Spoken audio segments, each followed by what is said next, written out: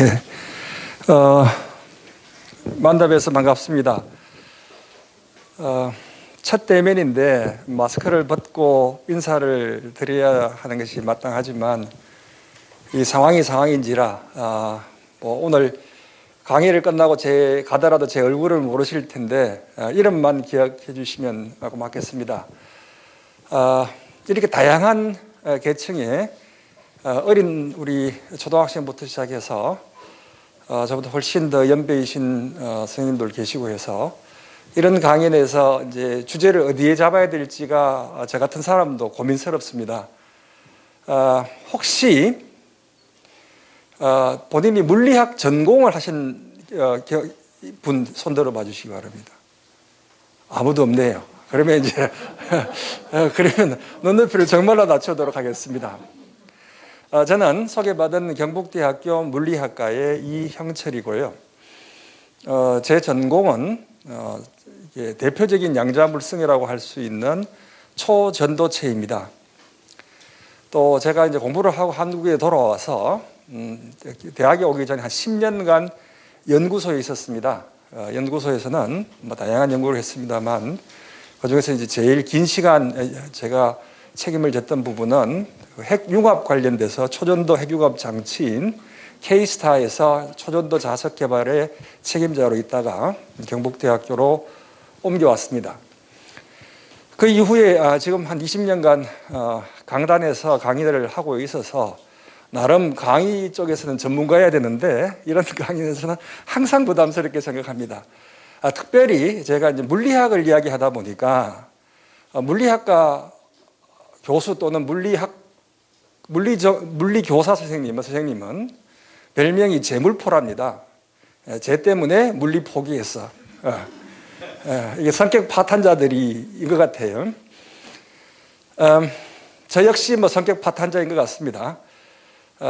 재수없게 물리학을 하게 됐어요. 이 물리학이 흥미학이었든지 재미학이었으면 훨씬 쉽게 여러분들에게 다가갈 수 있었는데 사람을 물리게 하는 물리학인 것 같습니다. 하지만 좀 오늘 최대한 제가 노력해서 덜 물리게 한번 해보도록 노력해 보겠습니다.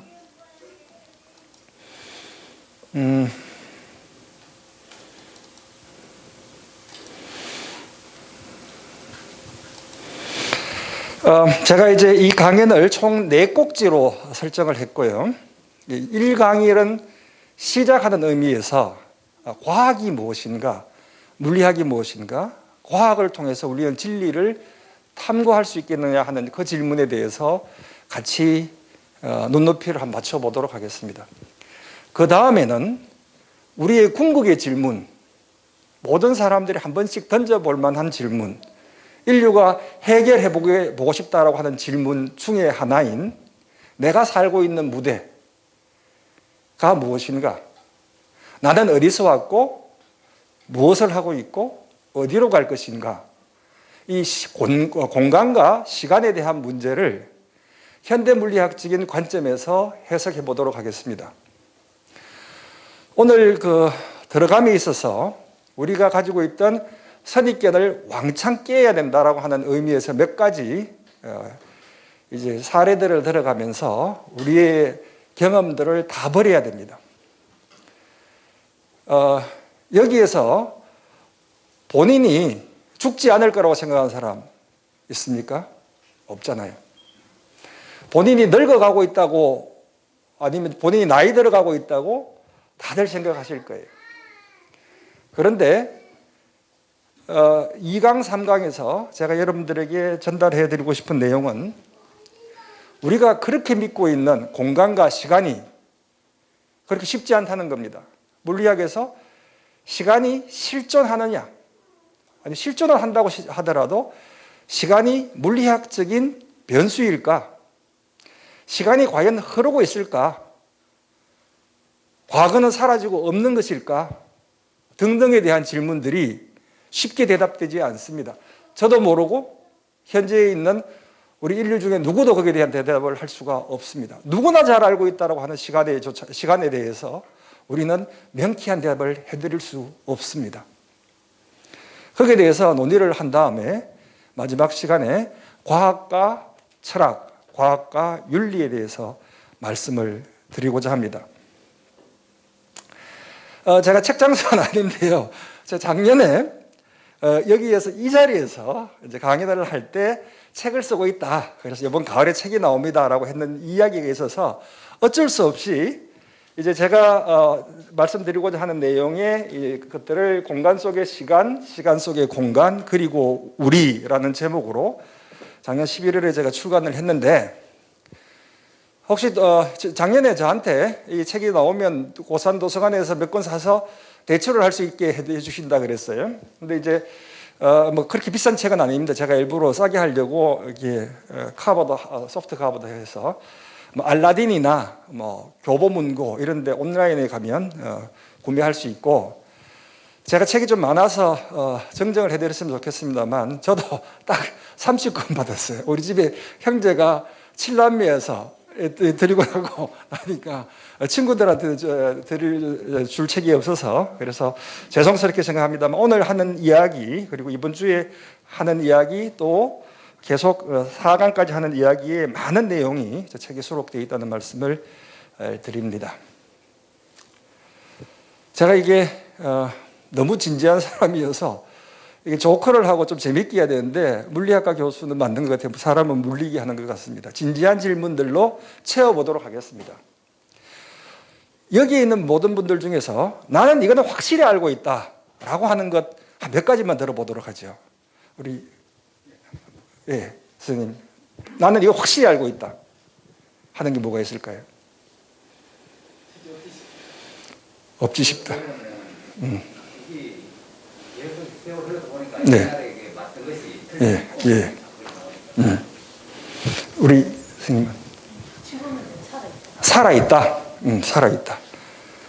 또 우리 조금 연배가 덜 하신 우리 사람은 날 수 없다. 네? 사람은 날 수 없다. 날 수 없다. 사람은 날 수 없다. 또 모든 것은 변한다. 네, 뭐 여러 가지 대답이 나올 수 있을 것 같습니다. 그래도 뭐 나는 언젠가 죽을 거다 이거는 확실하지 않냐라고 주장하시는 분들이 계실 것 같아요. 그런데 우리가 가장 확실히 알고 있는 것이 무엇인지조차도 헷갈리게 됩니다. 저하고 4주를 4번 강의를 듣게 되면 뭐 여기에 대해서 사실은 서양의 철학사, 서양의 과학사를 보면 결국은 아리스토텔레스의 아주 강력한 영향력 아래 이제 서구의 역사들은 또 서구의 철학과 과학들은 오다가 소위 이제 우리가 잘 알고 있는 나는 생각한다, 고로 존재한다, 코기토 에르고숨, 르네 데카르트가 방금도 회의로들 주장하면서 생각하면서 야 진짜 한번 고민하고 싶어. 내가 확실히 알고 있는 것 그것부터 한번 출발해보자 라고 생각을 했습니다. 내가 정말 뭘 확실히 알고 있지?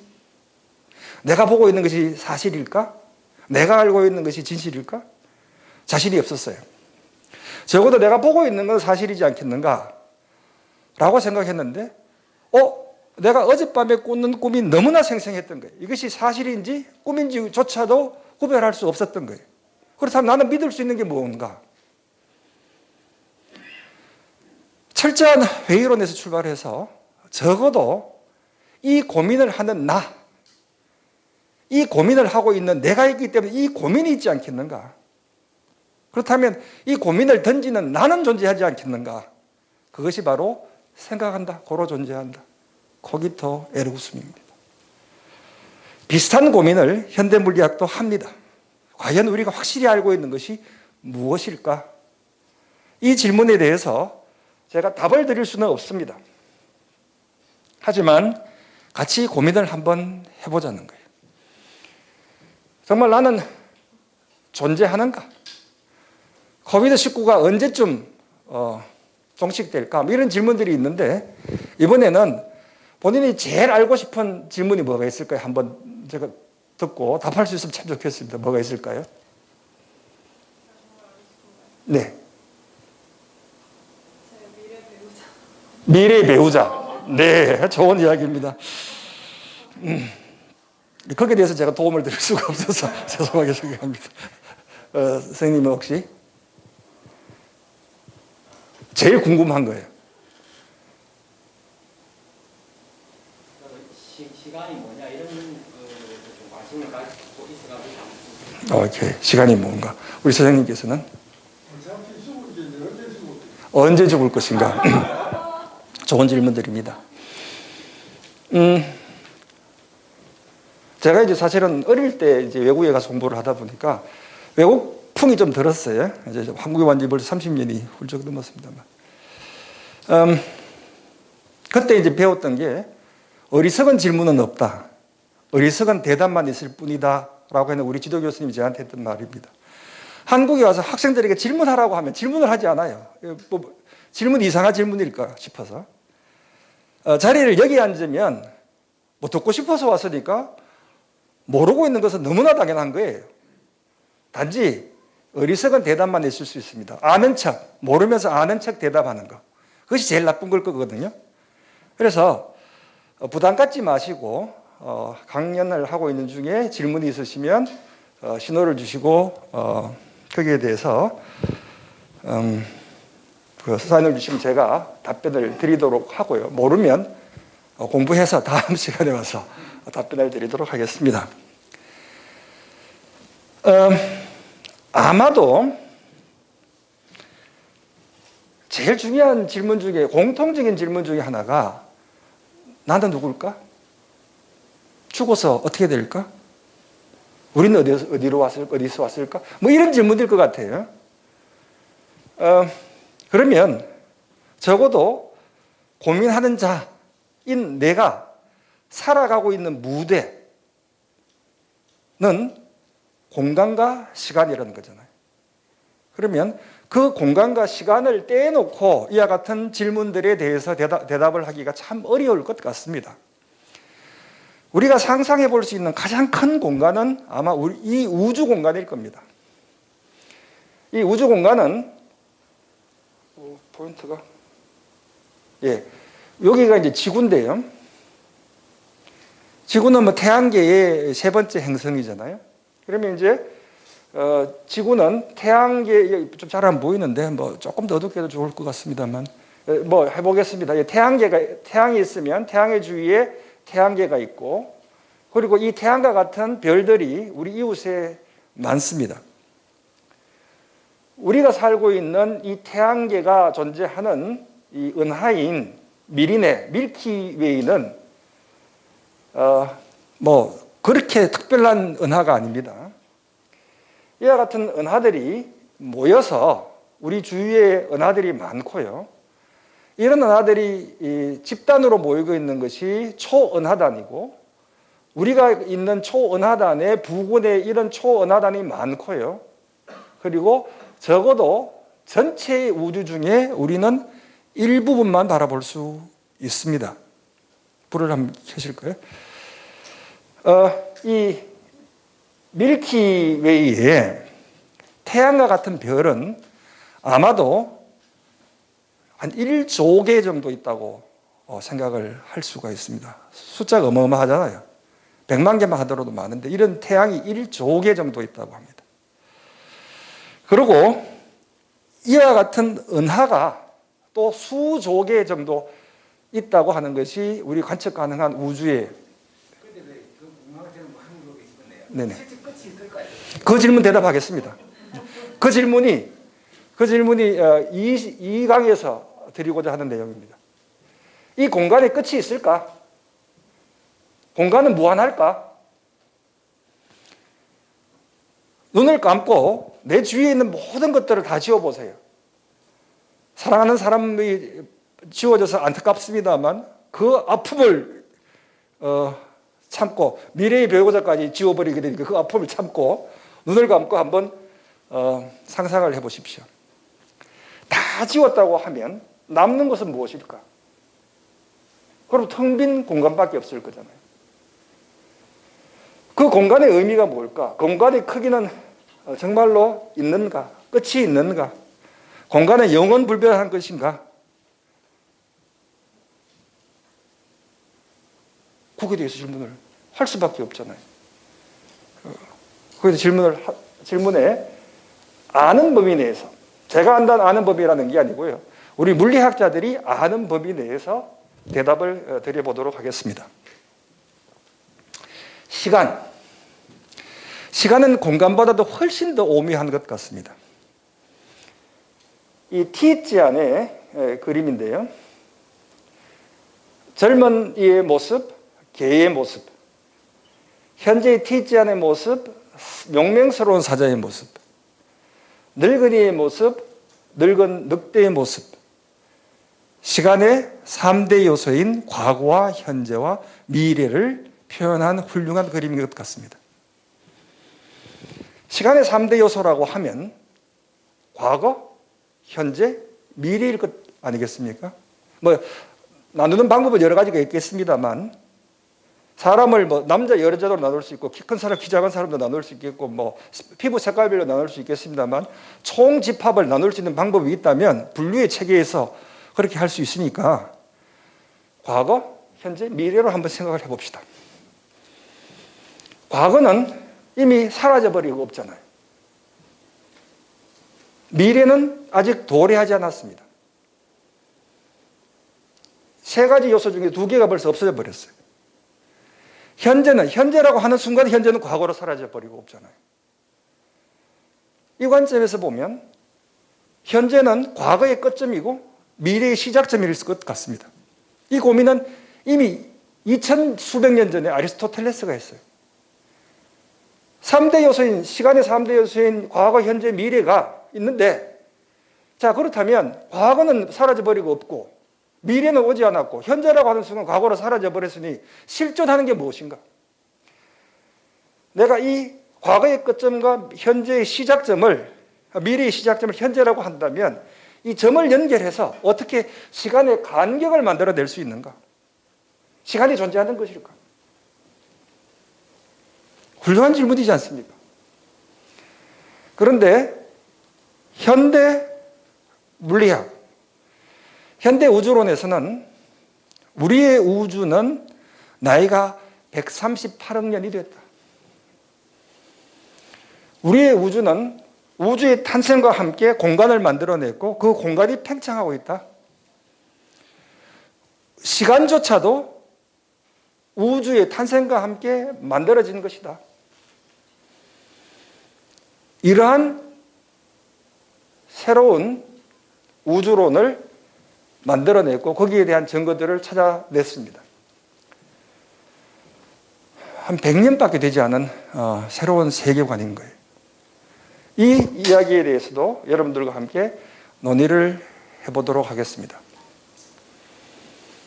우리는 어떠한 사건들을 정의하고 논의하기 위해서는 적어도 어느 장소에서 언제 일어나는지를 이야기를 해야 됩니다.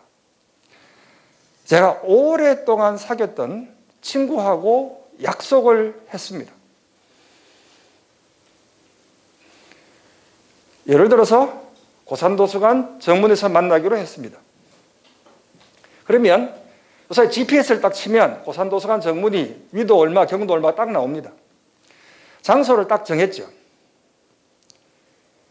그렇다고 해서 약속이 성사되나요? 아니잖아요. 내일 점심때쯤 보자라고 했는데 나는 점심을 보통 1시에 먹으니까 1시쯤 왔고 그 친구는 12시에 딱 와서 칼같이 와서 기다리고 있다가 50분 기다리다가 티발 하면서 가버렸어요. 약속이 어그러지잖아요.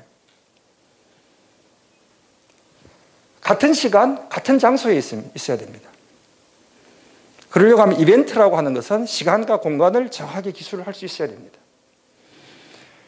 두 번째, 같은 장소에 있어도 시간이 다르면 못 만난다고 했잖아요. 같은 시간에 다른 장소에 있으면요. 같은 시간에 같은 장소에 있지 않으면 또 못 만나는 것 아니겠습니까? 그러니까 우리는 물리학적으로 어떠한 사건들을 기술하기 위해서는 반드시 시간과 공간에 대해서 알아야 합니다. 물리학이라고 하는 학문에 대해서 조금 이따가 자세하게 설명을 하겠습니다만 물리학은 그냥 우연히 일어나는 것, 그냥 주관적으로 생각하는 것들을 기술하려고 하는 것이 아니라 물리학자들은 충분히 겸손할 줄 압니다. 물리학자들은 내가 경험한 것, 경험할 수 있는 것, 원칙적으로 경험이 가능한 것들을 골라서 그중에 객관화된 경험들만 다루겠다는 겁니다. 그러려고 하면 이 경험들을 논리체계에 집어넣고 학문으로 만들어내기 위해서는 우연이라고 하는 것을 가지고 표현해서 설명할 수는 없잖아요. 그러면 반드시 인과율이 성립되어야 됩니다. 원인과 결과. 원인은 과거고 결과는 현재. 현재가 원인이면 그 결과는 미래에 생기는 것입니다. 이 인과율이라고 하는 풀로 붙여놓은 사건들 사이에서 상관관계를 우리는 따져봅니다. 그렇다면 현재의 이 형체를 만들기 위해서 과거에 원인이 있었지 않겠습니까? 그러면 과거의 원인들 중에서 어떤 과거들이 나를 만들 수 있겠는가라고 한다면 공간 속에서 빛보다 더 빠른 속도로 달려갈 수 있는 건 없습니다. 그렇다는 말은 현재 내가 이 원뿔의 꼭지점에 있다면 나에게 인과율적으로 영향을 줄 수 있는 것은 과거 어느 시점에 빛이 달려와서 나한테까지 도달을 할 수 있는 영역 속에 있는 것들만 나에게 영향을 줄 수 있죠. 그렇지 않겠습니까? 인과율적으로 무언가가 있으려고 하면. 그러니까 과거 여기가 이제 그 X축, Y축은 공간이라고 생각합시다. 여기서 좌측으로 200m, 우측으로 앞으로 300m 갔다면 XY 좌표로 두 가지 숫자로 나의 위치를 정할 수 있잖아요. 그러니까 여기는 공간, 그 다음에 수직축은 시간이라고 합시다. 인간의 상상력이 모자라가지고요. 우리는 3차원 공간에 살고 있는데 3차원 공간을 그리고 거기에다 시간을 더 덧붙여서 그릴 수 있는 방법을 모릅니다. 그렇기 때문에 일반성을 잃지 않는 범위 내에서 공간을 2차원으로 쭈그려 넣고요. 그 다음에 시간축을 수직축으로 뒀다면 여기는 과거일 것이고 여기는 미래일 것이고 여기에 원점이 내가 있다. 그러면 나를 만들게끔 했던 원인들은 3초 전이면 3초 전에 빛이 올 수 있는 세상, 1년 전이면 1년 동안 빛이 올 수 있는 거리에 있는 세상이 나에게 영향을 줄 수 있습니다. 그렇지 않겠어요? 그보다 더 빨리 갈 수도 없잖아요. 또 내가 무언가를 하면 미래에는 여기에서 보낸 신호, 빛보다 더 빠른 속도로 갈 수 없이 빛이 가는 거리 범위 내에서 내가 최대한 영향력을 미칠 수 있지 그보다 더 빨리 공간을 이동할 수 없으니 이 원뿔이 뭘 의미하느냐 하면 빛이 갈 수 있는 영역입니다. 단위 시간당 갈 수 있는 영역. 그러니까 이 원뿔 내에서는 내가 인과율적으로 무언가를 해볼 수 있고요. 원뿔 밖이라고 하는 것은 1초에 30만 킬로미터를 가는 것이 여기 이 점인데요. 이 빛이 갈 수 있는 도달한 거리인데 이 원뿔의 바깥쪽이라는 것은 1초에 60만 킬로를 가야지 여기에 올 수 있지 않겠습니까? 그러니까 여기는 인과율적으로 연결되어 있지 않은 공간입니다. 네.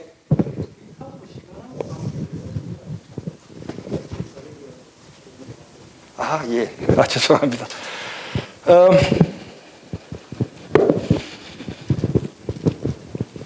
이제 제가 인과율적으로 나에게 상관관계를 줄 수 있는 것이라고 했잖아요. 그죠?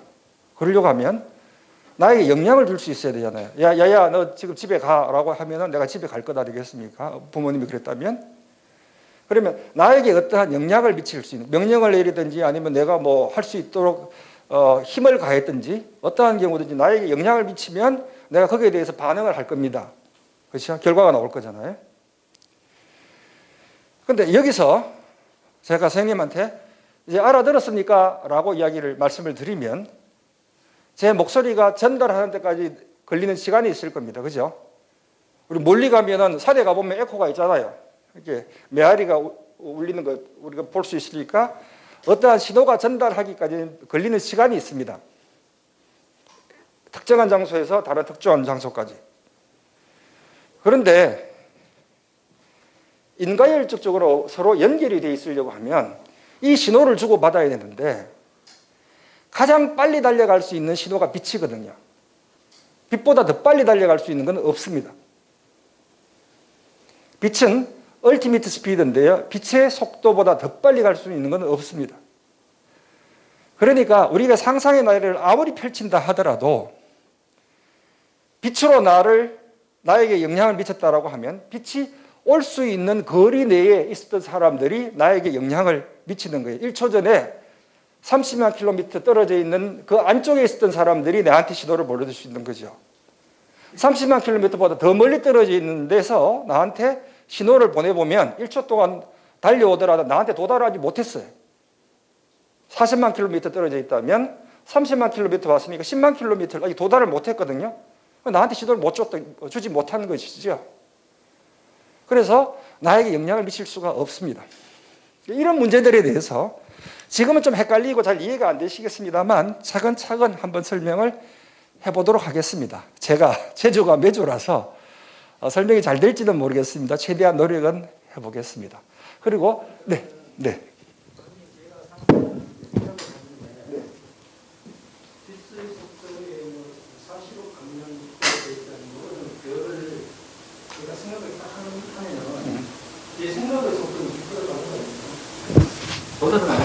그 선생님은 이제 내가 염력을 통해서 상대방에 영향을 줄 수 있다고 하는 것은 우리가 비과학적이거든요.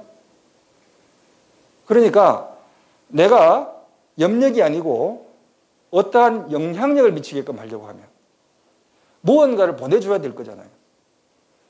무언가를 보내주려고 하면 그것은 빛의 속도보다 더 빨리 갈 수가 없습니다.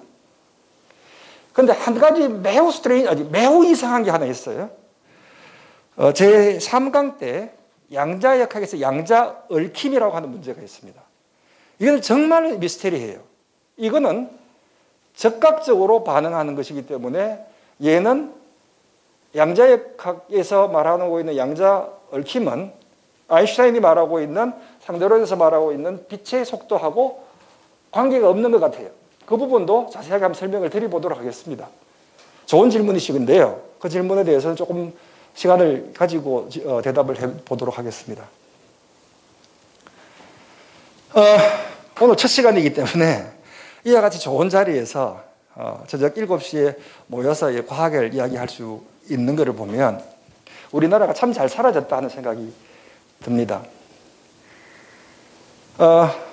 저는 이제 겨우 이제 한갑을 앞에 좀 아직까지 한 1년 정도 더 있어야 한갑이 되니까 그렇게 제 나이는 많지 않습니다만 제가 어릴 때 시골에서 자랄 때 참 그때 생각을 하면 천지가 개벽했습니다.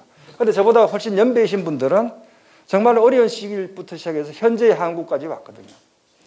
그런데 많은 불만이 있습니다. 온갖 종류의 불만이 많아요. 그런데 한번 따져보자고요. 2018년에 1인당 GDP, 1인당 국민소득이 얼마가 되는지를 보면 한국은 세계에서 28입니다.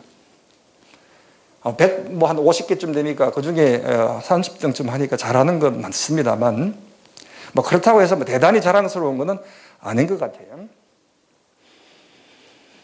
그런데 조금만 자세히 들여다보면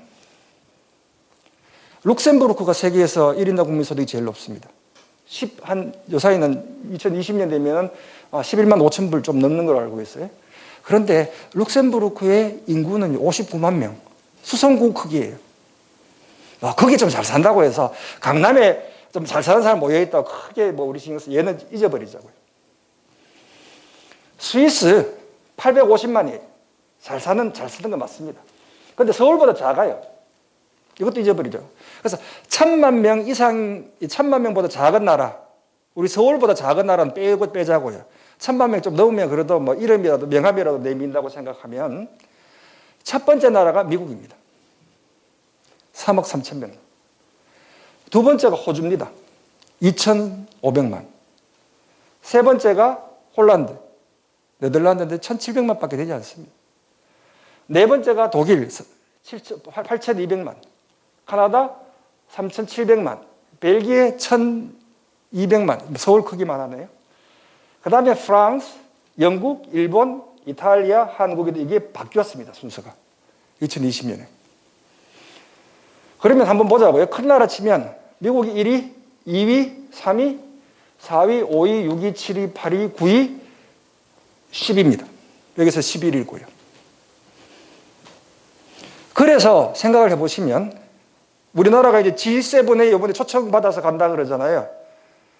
작년에 세계 경제 규모에서 우리나라가 세계 10등이었답니다. 세계 10위가 뭐 아무렇지도 않은 것처럼 느껴지는데 G7이라고 하는 것이 있잖아요. 이번에 세계에서 제일 잘 사는 나라들끼리 모이는 거. 7개 아닙니까? 세븐이 한국말로 7 맞잖아요. 그 다음에 머리수가 많아가지고 도저히 우리가 따라갈 수 없는 나라, 중국, 인도가 있습니다. 그거 합치면 9예요. 탈카닥 한국입니다. 와, 대단하지 않습니까? 그래서 왜 한국을 G7에 불러들이는지를 이해해야 됩니다. 그냥 뭐 폼 잡기 위해서 가는 게 아니고요. 그 사람들 진지하게 생각합니다. 이탈리아보다 우리나라가 더 잘 살아지기 시작했어요. 이제 고민해야죠. 한국을 어쩔 거냐. 그래서 초청을 하고 나면 언젠가부터는 G7이 G8이 됩니다. 옛날에 러시아가 들어가 G8 했거든요. 그 일이 벌어질 수 있다는 거예요. 한국이 그만큼 위상이 높아졌습니다. 그런데 아직까지 1인당 국민소득 좀 낮지 않느냐? 맞습니다. 그런데 2020년 10월 기준 PPP, Purchasing Power Parity라고 해서 구매력이요. 일본 가보신 분, 영국 가보신 분, 물가가 엄청납니다. 유럽에 가면 버스 한번 타면 6,000원 내야 됩니다. 버스 우리 1,000원이면 되는데 6,000원 내야 돼요. 그러니까 10,000원으로 할 수 있는 게 별로 없어요. 그러니까 구매력, 돈을 가지고 얼마만큼 부를 향유할 수 있겠는가, 구매력을 비교하는 것이 그 나라의 생활 수준을 비교하는 것입니다. 해보면 우리나라는 28위에서 24위로 조금 올라갑니다. 한번 잘 보십시오. 미국, 네덜란드, 대만이 들어옵니다.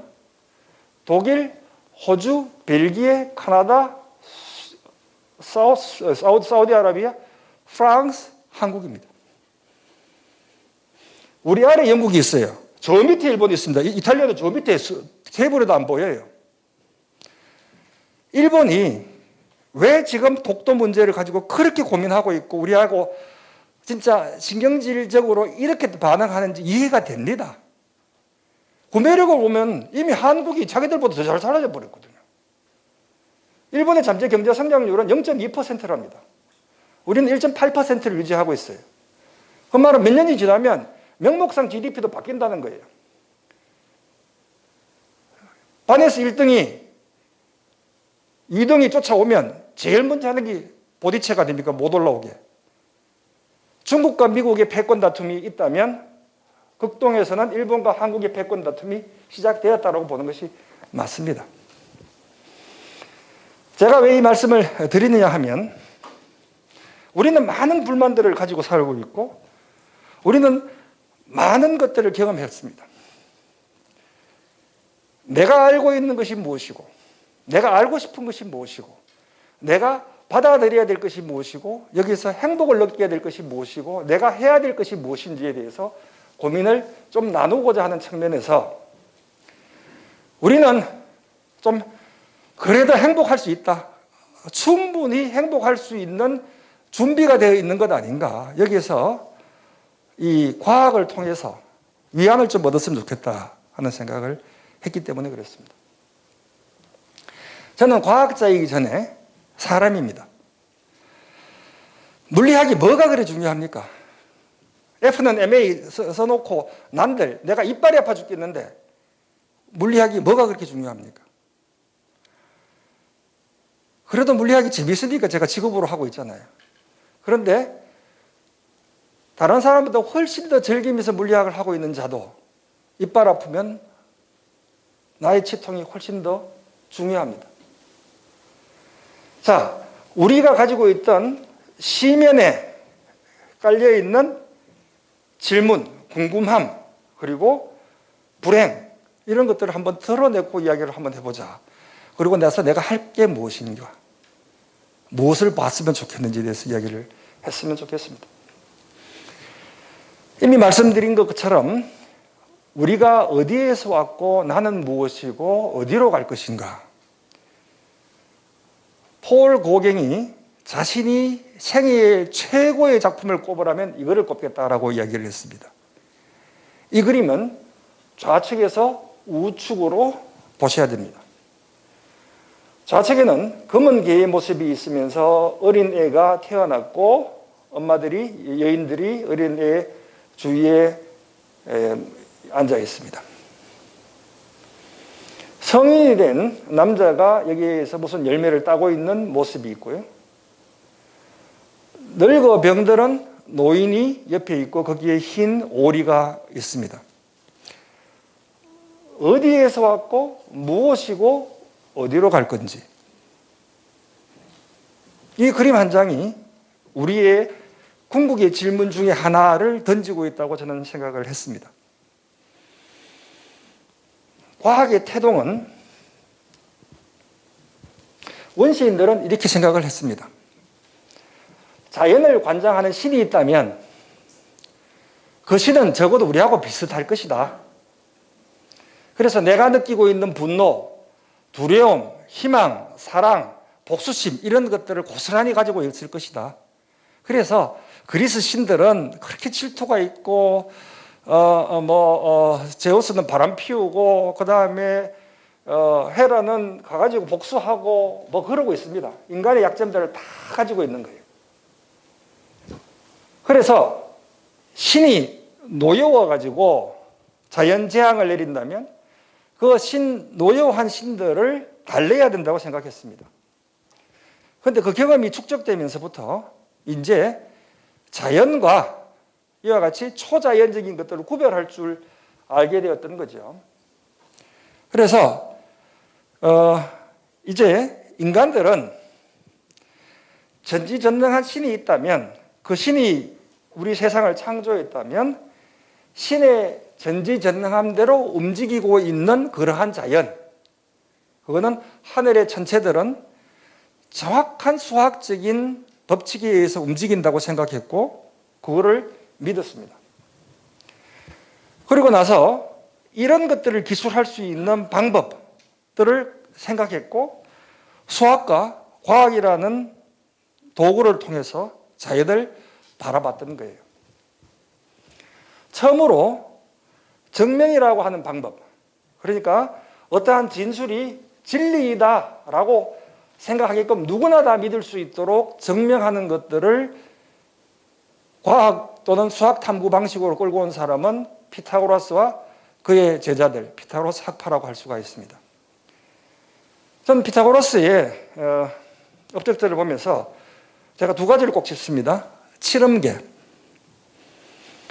도레미파솔라시도, 그러니까 도레미파솔라시 칠음계잖아요. 이 칠음계는 완전 오도를 만들어내는 것에서부터 나옵니다. 이게 무슨 말이냐면 피아노나 뭐 기타를 치신 분은 아니면 바이올린 뭐 이런 것들을 하면 현악기를 해보신 분들은 뭐 건반악기도 좋고요. 이제 양쪽 것을 딱 잡습니다. 한쪽은 이제 현이 묶여 있고 다른 현은 다른 손으로 운지 이렇게 손가락을 눌러서 활을 치든지 기타줄을 튕깁니다. 그러면 여기는 묶여 있고 손가락을 눌렀으니까 양쪽이 꽉 잡혀 있거든요. 그걸 줄을 탕 튕기면 이 전체가 위아래로 움직이는 것이 하나 있을 수 있고요. 두 번째는 양쪽이 묶여져 있으니까 이와 같이 파동 모양으로 나오는 게 있을 수 있고 또 있을 수 있는 거는 이런 것들이 반복되는 것들이 있을 수 있거든요. 얘들이 양쪽을 묶어놨을 때 있을 수 있는 파형들입니다. 그러면 얘네들은 잘 협화가 됩니다. 그래서 여기서 기억해야 될 넘버는 2 또는 2분의 1, 3분의 1입니다. 그러면 3분의 2, 죄송합니다. 여기 2분의 3이죠. 한국말로 2분의 3. 그러니까 1이라는 게 있으면 1에 2분의 3을 곱하면 2분의 3이거든요. 2분의 3, 이게 중요한 넘버입니다. 한 옥타브, 이게 한 음계로 올라가면 이것이 이제 파장이 2배가 되니까 2라는 넘버를 기억하셔야 돼요. 2분의 3은 1.5니까 2를 넘지 않았으니 그대로 씁니다. 그 다음에 1 곱하기 2분의 3에 2분의 3이면 4분의 9거든요. 4분의 9니까 2를 넘잖아요. 한 옥타브 안에 들어오지 않거든요. 한국말로 뭐라고 합니까? 한 옥타브를. 한 음계라 그래요. 아주 8음계, 이렇게 한 옥타브 안에 들어오기 어려우니까 2분의 1을 곱하면 8분의 9가 되는 거예요. 이런 방식으로 주르륵 다 만든 것이 피타고라스 7음계입니다. 이거에 베이스해서 지금 우리도 우리가 7음계를 사용하고 있거든요. 물론 이제 그 바흐 시대에 오면 이거 이제 조음김을 좀 해야 되니까 웰 템퍼드, 이렇게 볼 템파리어테, 이렇게 한국말 뭐라고 하지 이거 보고 뭐라 그럽니까 이거 저기 바흐의 평균율 죄송합니다. 평균율은 이게 조음기름을 하다 보면 얘네들이 조음기름 할 때 조금 문제가 생겨요. 그래서 이제 루트 2라고 하는 것을 계속 곱해가지고 하는데 어쨌든 근간은 이미 2000수백 년 전에 이 사람들이 수학적으로 정리를 해놓습니다. 피타고라스 정리는 A제곱 플러스 B제곱 C제곱이라 그러는데 이건 뭐 정확히 증명할 수 있어요.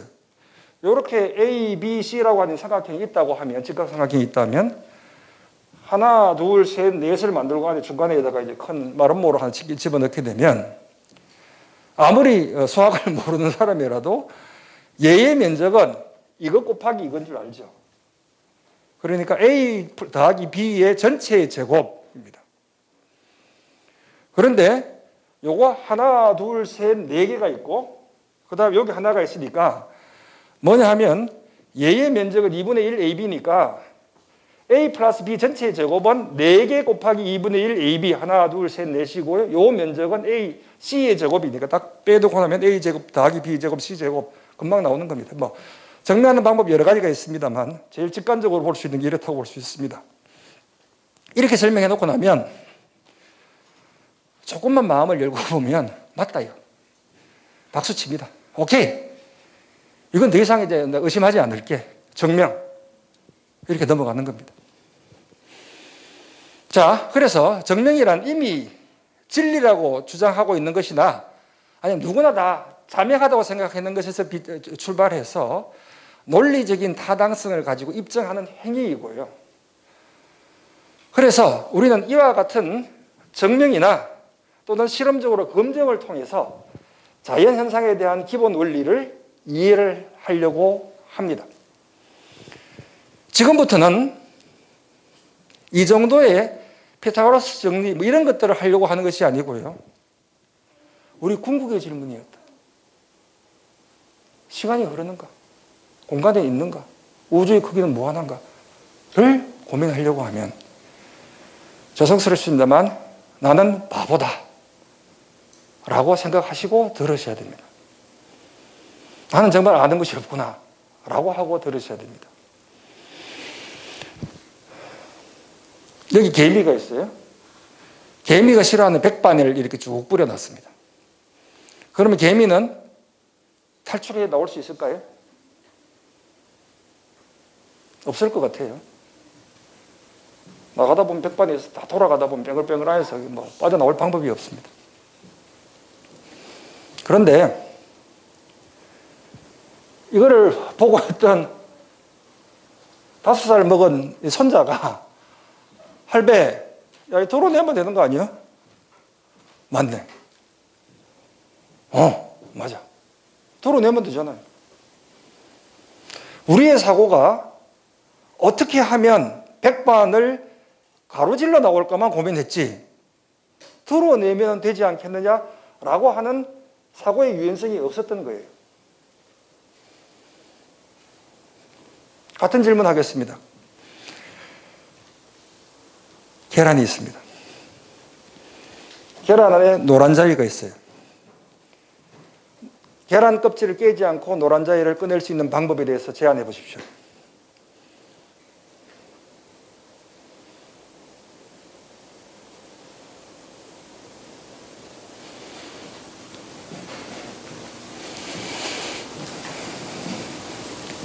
제안해 보십시오. 사주요법. 주사기로 하면 계란은 이렇게 흠이 가지 않았나요? 계란 껍질을 온전히 남겨두고요. 뭐 이것도 내가 이렇게 백반 문질러서 나오라 그러면 나올 수 있죠. 뭐 그거 하는 게 우리 시스템을 그대로 다 보존하면서. 오히려 우리 어린이 친구가 대답할 수 있을 것 같아요. 어떻게 하면 될까? 계란의 노란자리를 어떻게 꺼낼까?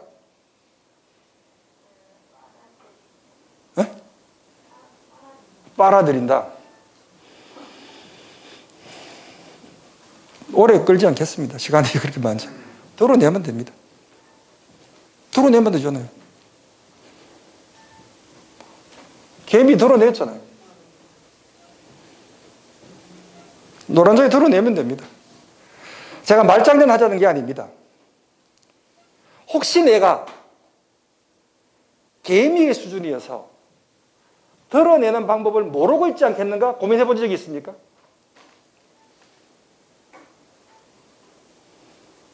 한번 생각해 봅시다.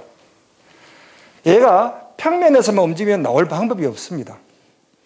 그런데 만약에 날개를 달고 있는 일펄이라고 하면 날아가면 되겠죠. 그러니까 위쪽 방향으로 움직일 수 있는 자유도를 가진다면 얘는 쉽게 장벽을 넘어서 나올 수 있는 것 아닌가요? 동의하셨잖아요. 만약에 우리가 살고 있는 3차원 공간이 이와 같이 평면 형태로 되어 있고 우리 머리 꼭대기에 새로운 차원이, 새로운 공간이 되어 있다면 그걸 통해서 나오면 되는 것 아니겠습니까? 이제 남은 질문은 우리가 공간이라고 하는 것을 우리가 알고 있는 3차원 공간만 유일한 공간일까? 이것이 진리일까? 이것밖에 없을까에 대해서 대답을 하면 될 것 아니겠습니까?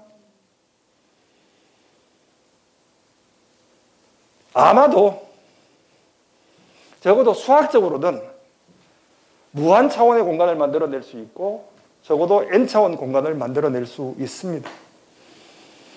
현대 물리학에서는 우리가 살고 있는 공간이 10 더하기 1차원이라고 하는 학설이 상당히 부각되고 있습니다.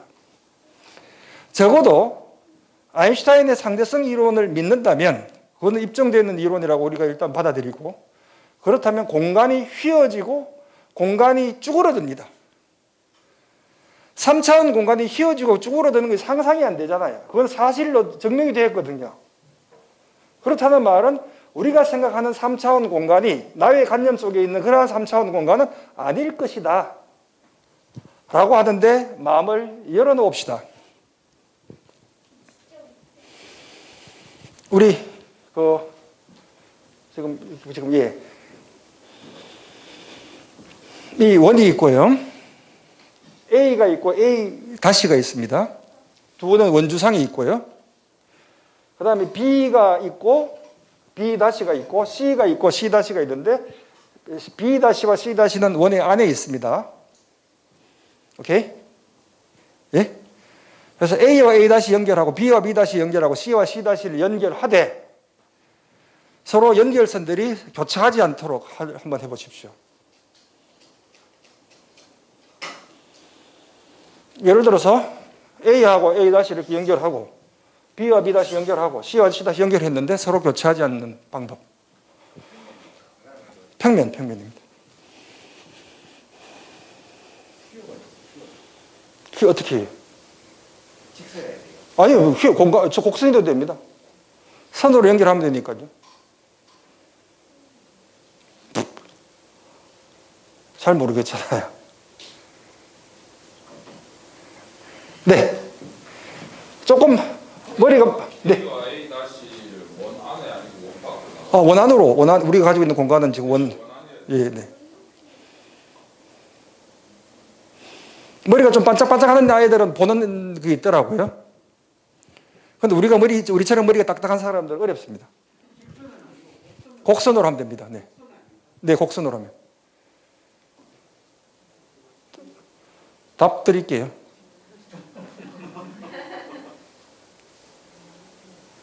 이렇게 하면 지금 답이 안 나옵니다.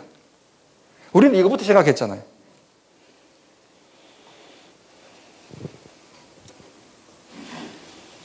B와 B 다시 연결하고요. C와 C 다시 연결하고 A를 이렇게 빼오면 어떻게 될까요? 오, 짱. 그런데 만약에 여기에 있는 이게 라텍스 고무예요. 고무장갑. 고무장갑에서 침을 딱 발라서 딱 제가 쫙 180도 돌립니다. 바깥쪽은 옛날에 이게 이제 우리 어릴 때, 고등학교 다닐 때 이게 뭡니까? 수 놓을 때 이렇게 동그랗게 하는 그 판 있죠. 이렇게 태로 이제 꽉 잡았다고 치고 쫙 잡고 찍 돌리면 B 앞에 B 프라임이 오고 C 앞에 C 프라임이 오지 않겠습니까? 얘를 찍 180도 돌리면 이렇게 되지 않겠어요? 이 문제 모르는 사람 아무도 없을 거잖아요. 이거 B와 B 다시 연결하고 C와 C 다시 연결하고 A와 A 다시 연결하는데 선이 교차하지 않는 것 하면 뭐 숟가락으로 밥 먹을 줄 아는 애들은 저 그릴 것 같아요. 그러고 나서 다시 손을 딱 대면 이 모양이 됩니다. 동의하셨습니까? 동의하셨습니까? 자, 내가 모르고 있는 방법. 논리적으로 가능하다면 내가 모르고 있는 방법을 누군가가 제안하고 그렇게 했을 때 문제가 풀릴 수 있다고 하면 그렇게 가능이 맞지 않겠습니까? 이 문제, 이거 알았어. 이거 찍 돌려놓고 이렇게 그려놓고 다시 놓으면 이렇게 될 거 아니야. 여기에서 힘들었던 게 뭔가 하면 찍 돌리는 것이 가능할까라고 하는 그 단계를 못 거쳐갔던 것이 문제였습니다. 한 번 더 보겠습니다.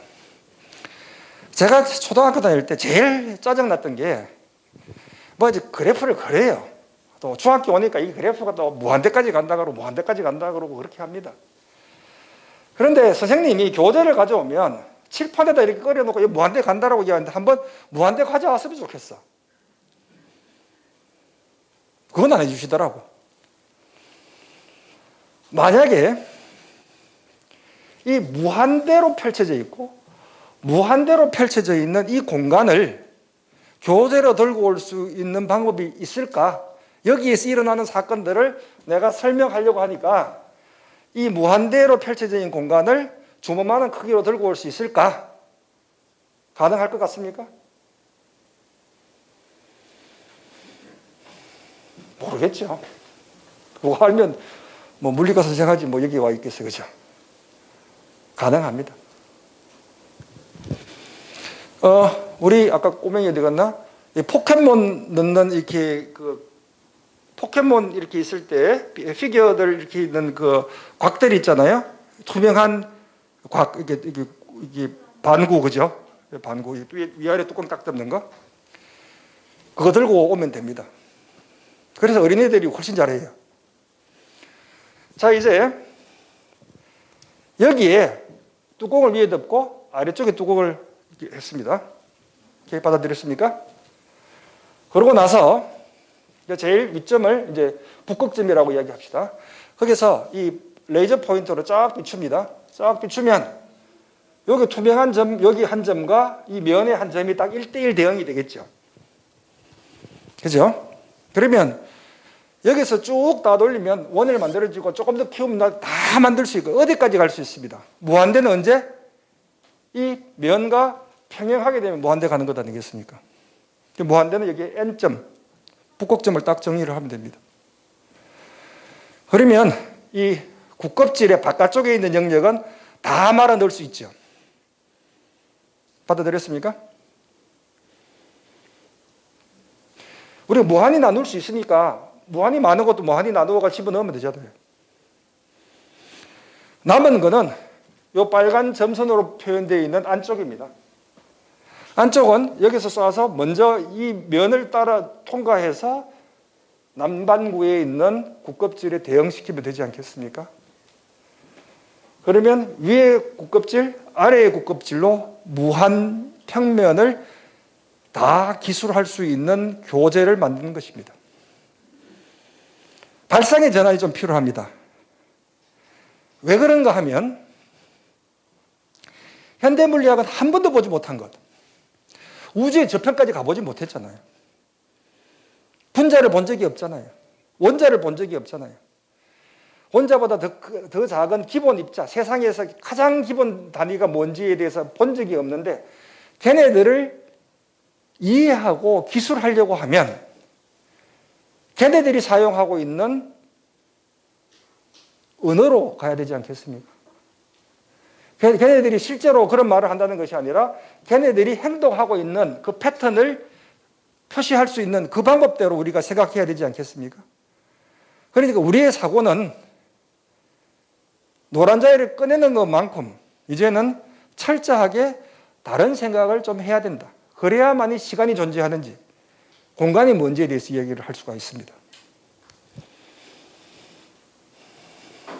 이제 무한히 펼쳐져 있는 평면을 집어넣는 방법에 대해서 했습니다. 어려운 문제를 푸는 방식에서 문제를 간단하게 만드는 방법들은 이제 학자들이 합니다. 그 유명한 퀘닉스베르크의 7개 다리 문제입니다. 이게 이제 육지가요. A, B, C, D 4개가 있습니다. 여기 이제 섬이 하나 있고 C가 섬이고 A, B, C, D가 있고 강이 이제 이렇게 나누어져서 다리가 7개가 있어요. 이제 임마누엘 칸트가 살았던 그 퀘닉스베르크의 그 7개 다리. 제가 이제 최근에 구글 사진으로 찍어보니까 실제로 이렇게 있더라고요. 조금 모양은 바뀌었습니다만. 질문은 이거였습니다. 7개의 다리를 한 번만 건너서 모든 다리를 다 갈 수 있겠는가? 뭐 이렇게 와서 이렇게 와서 뭐 이렇게 가서 뭐 7개 다리를 다 건널 수 있겠는가? 답은 없습니다. 제가 고등학교 다닐 때 저하고 비슷한 연배가 계실 것 같은데 선생님 비슷하실 것 같은데 고등학교 때 이런 거 한번 해보지 않으셨어요? 이렇게 이제 네모 반듯하게 꼽혀져 있는 거 이게 하나 둘 셋 넷 다섯 개 이게 하나 둘 셋 넷 다섯 개 있는데 꼽혀 해가지고 5번 만에 그리기. 그거 해본 적이 있으십니까? 없구나. 소위 말해서 이거 이건 한 붓 그리기예요. 한 번으로 다 가는 거. 그 다음에 내가 고등학교 때 했던 거, 중학교 고등학교 때 했는 거 꼽혀 해가지고 이제 이거 5번 만에 그리기. 그거 안 된다는 거 알아들었어요. 그러고 나서 제가 했던 게 이제 안 되는 이유를 제가 설명했어요. 이거 안 된다 이거. 근데 나중에 보니까 이 문제를 풀어낸 사람이 있더라고. 오일러가 했던 거예요. 이 문제가 풀리지 않습니다. 한 붓 긋기가 불가능해요. 그런데 이 문제를 해보려고 하면서 다 그려봐야 되잖아요. 그런데 여러분들 얘하고 동일한 문제라고 하는 거에 대해서 동의하십니까? 섬이 있고 A, B, C, D가 있고 다리가 7개. 동의하시죠? 이게 뭐 약도 그리면 이렇게 그리지 않습니까? 이거 갖다 그리죠. 이거 퀘닉스베르크 약도네. 얘는요. A, B, C, D 7개의 선은 다리입니다. 같잖아요.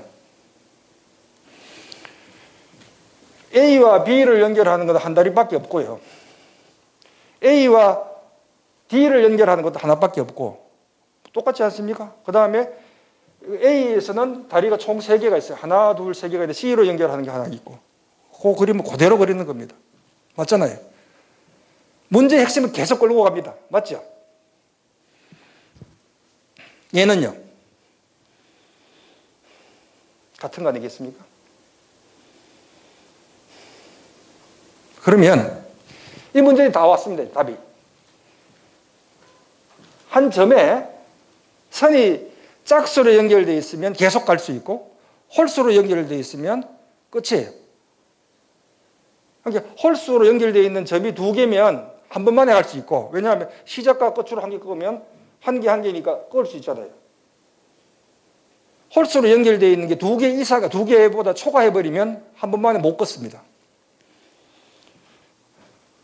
하나, 둘, 셋. 이거 홀수예요. 하나, 둘, 셋. 홀수예요. 하나, 둘, 셋. 홀수. 홀수가 3개입니다. 끝. 안 돼. 한번 생각해 보십시오. 짝수기 때문에 와서 지나가고 또 와서 또 지나갈 수 있잖아요. 홀수는 끝입니다. 홀수로 연결되어 있는 섬이 3개이기 때문에 안 돼, 이거. 복잡한 문제를 핵심만 끌고 가면서 문제를 해결하는 방법들을 제시합니다. 재밌잖아요.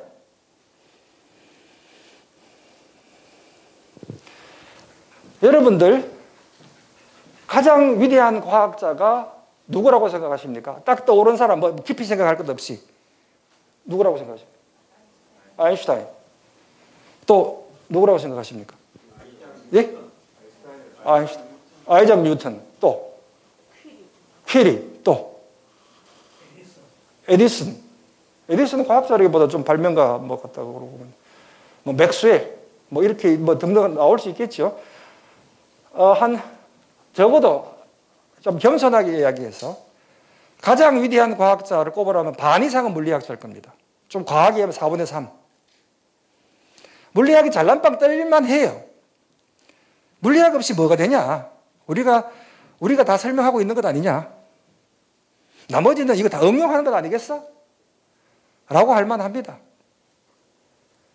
그 물리학이 매우 겸손해졌어요. 우리가 아는 게 별로 없다. 자, 이제 과학의 정수라고 하는 물리학은 진리를 탐구하는 학문일까? 이와 같이 아까처럼 우리의 발상의 전환까지 하고 완전히 다르게 생각을 하면서까지 세상에 대해서 한번 이해를 해보려고 했는데 시간이 존재하는지 모르겠어요. 공간이 뭔지 잘 모르겠어. 공간이 비어있는지 잘 모르겠어요. 우리는 모른다라고 결국은 신앙 고백을 하는 물리학자가 됐거든요. 그 말은 우리가 과연 진리를 탐구하고 있을까? 물리학자들이 진리를 탐구하지 않는다면 시체말 좀 쪽팔리잖아요. 아니면 적어도 내가 진리는 다가설 수 없지만 진리를 추구하고 있지도 않겠는가? 이 생각은 해볼 수 있잖아요. 그러면 과연 물리가 어떤 학문인가, 진리가 무엇인가에 대해서 이야기를 좀 하고 싶습니다. 이 이야기를 감히 꺼내는 이유는 2강, 3강, 4강에서 하는 것이 진리는 아니라는 겁니다. 현대과학으로 우리가 해볼 수 있는 최첨단의 지식이고요. 우리가 받아들이고 있는 정설입니다. 100년 후에 2020년에 이영철이 이렇게 강연했어 라고 웃을 수 있습니다.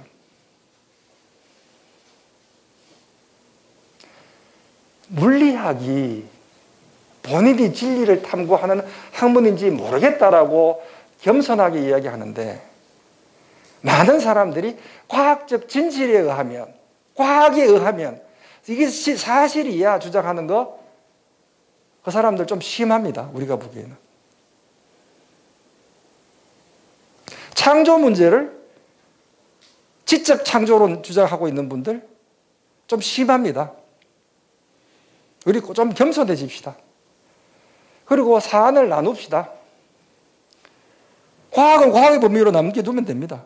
저속한 과학은 저속한 과학대로 가도록 하고요. 나는 과학자이기 전에 사람이라고 했잖아요.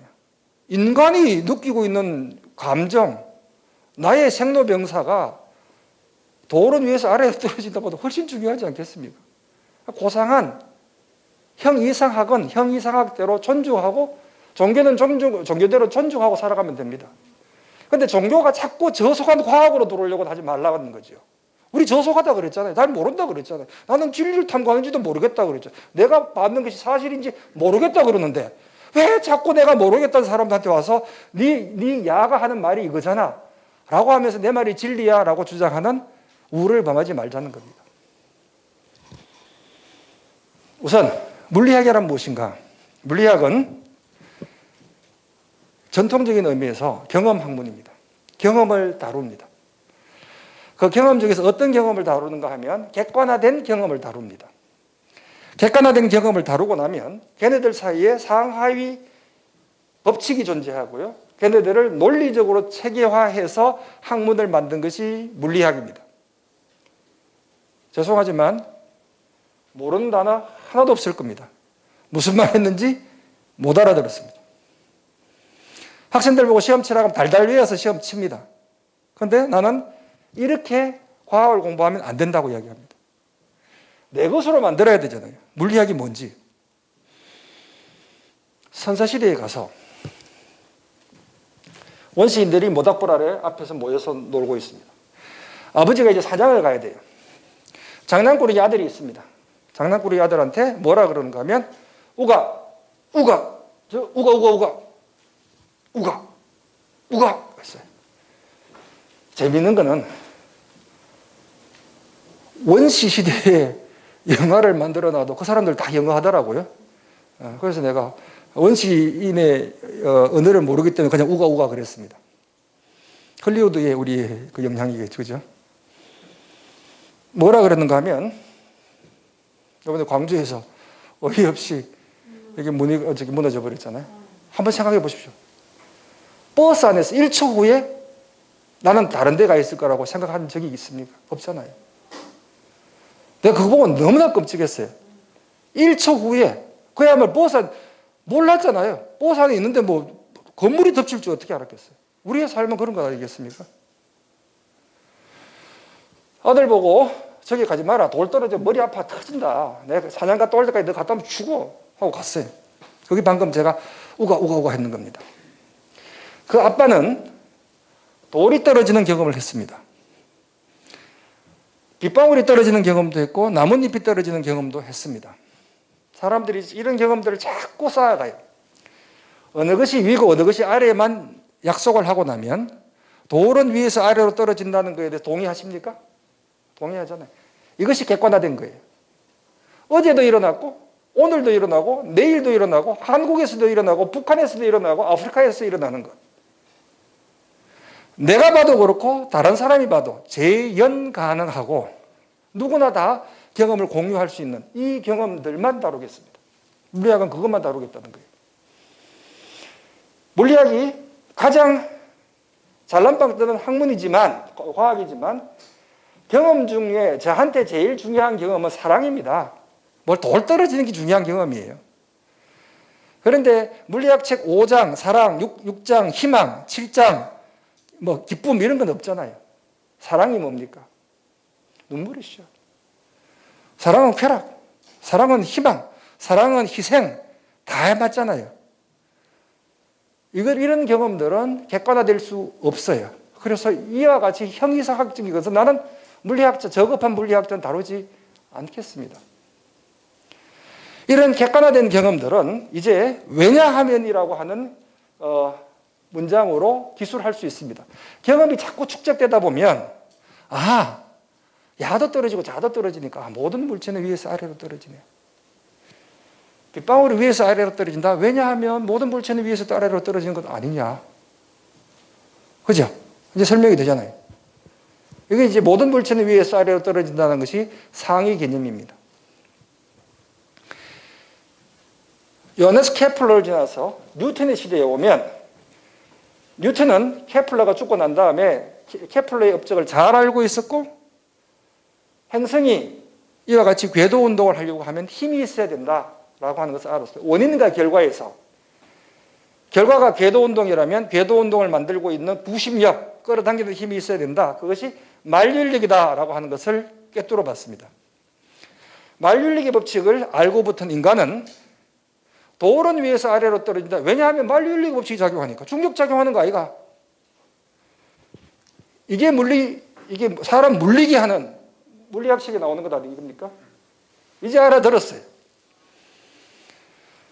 우리는 경험한 그 경험한 바에서 객관화된 경험만을 추려내고 걔네들 사이에 규칙적으로 재현되고 있으면 상위 개념, 하위 개념들을 만들어서 종속관계를 만들어서 원인과 결과로 논리 전개를 하는 것이 물리학입니다.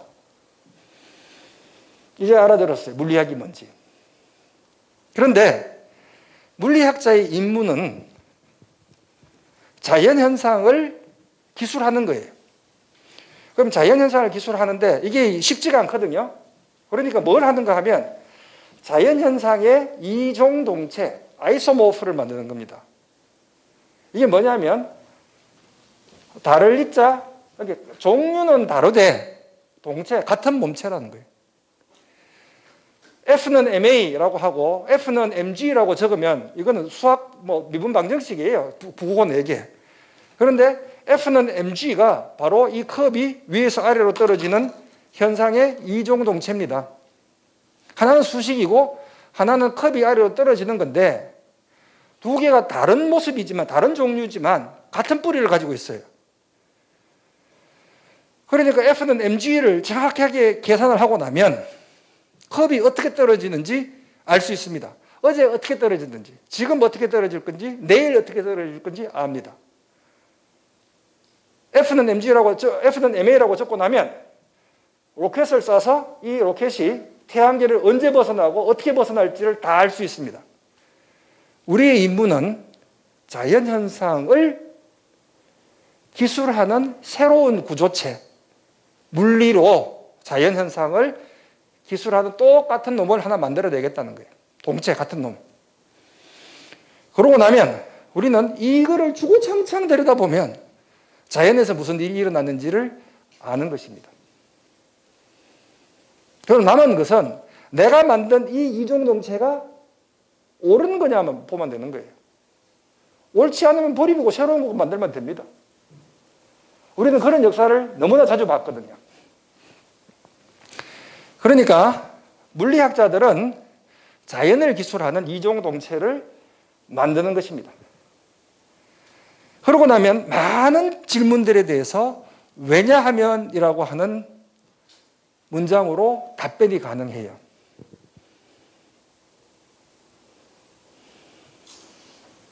이제 우리는 엄청난 힘을 가졌습니다. 미래를 예측하잖아요. 정확하게 예측합니다. 그런데 그럼에도 불구하고 많은 질문들을 왜냐하면이라고 대답하지만 우리는 왜냐하면이라는 대답으로 문장을 만들 수 없는 질문들을 안고도 있습니다. 그것도 잘 알고 있습니다. 이미 말씀드린 것처럼 소위 물리학적 관찰의 객관성으로부터 물리적으로 확인되고 기술된 사실들이 실제적이고 진리이며 중요하다고 인정하려고 하는 경향이 있습니다. 우리는 너무나 잘 맞추고 있거든요. 그런데 이거는 상당히 큰 아집입니다. 이미 말씀드렸듯이 내 이빨 아픈 것보다 상대론이 더 중요합니까? 우리 어머니 병원에 실려가는데 내가 연구하고 있다고 하는 것이 그게 말이 됩니까? 아까 코기타 에르고스문 말씀드렸습니다. 그러면 이 경험론적으로 인과율을 이렇게 정확하게 맞추는 사람들, 소수점 열 몇 점짜리까지 맞춥니다. 30년 후에 보이저 탐사선이 어떻게 해서 태양계를 빠져나가고 있는지 정확하게 기술을 했습니다. 이런 자들이 과연 진리를 탐구하고 있을까에 대해서 한번 고민해 보도록 하겠습니다.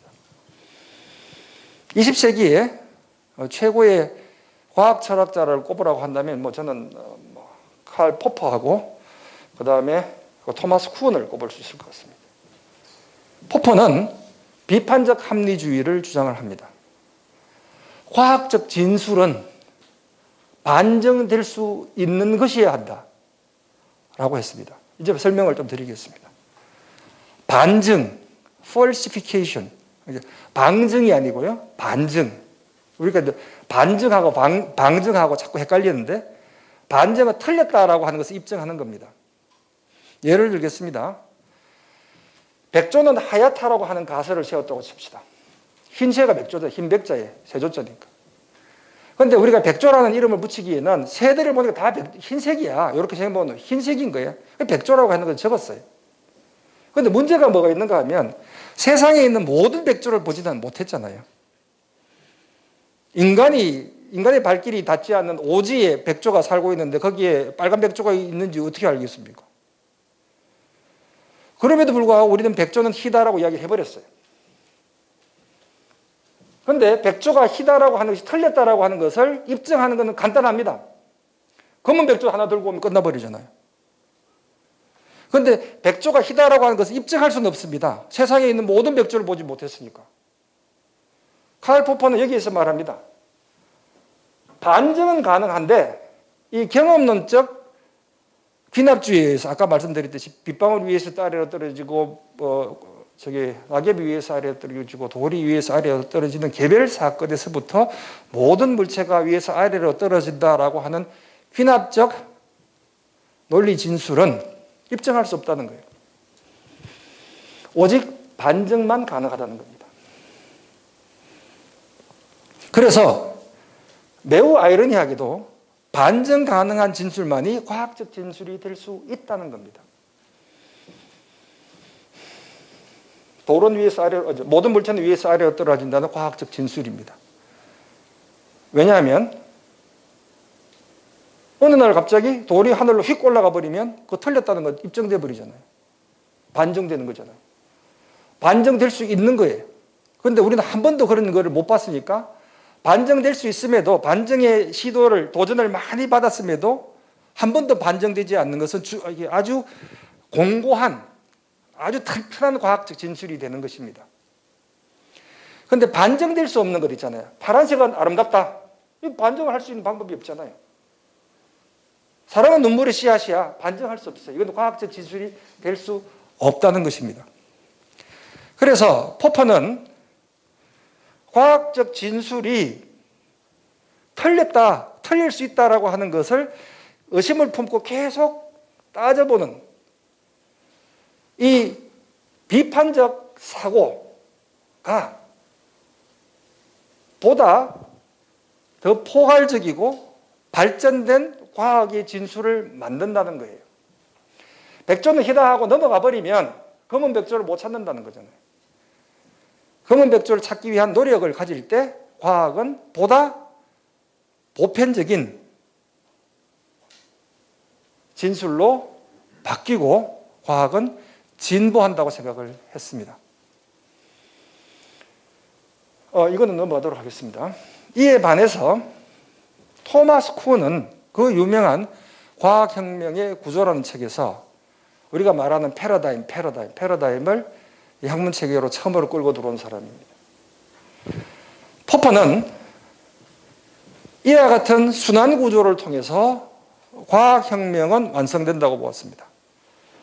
전과학이 정상과학의 자리를 잡고 정상과학의 변칙 사례가 나오고 거기에 위기가 도래하면 새로운 모델이 제안되고 패러다임이 변화해서 이 새로운 패러다임이 정상과학으로 돌아온다는 것입니다. 무슨 말인지 못 알아듣겠어요. 전과학은 나뭇잎이 위에서 아래에 떨어지고 돌이 위에서 아래에 떨어지고 이와 같이 과학 이전에 있었던 경험들의 축적이었습니다.